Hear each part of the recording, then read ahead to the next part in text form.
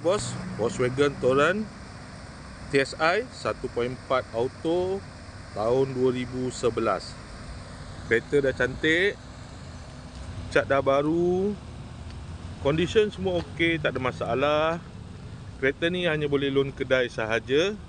Kalau nak beli cash pun boleh. Kalau berminat boleh datang kedai, tengok kereta, boleh test drive. Kereta ni accident free, boleh jalan jauh, tak ada masalah.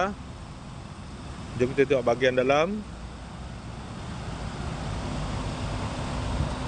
Kereta ni ada sunroof.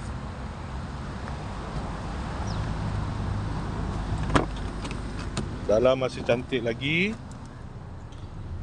7 seater.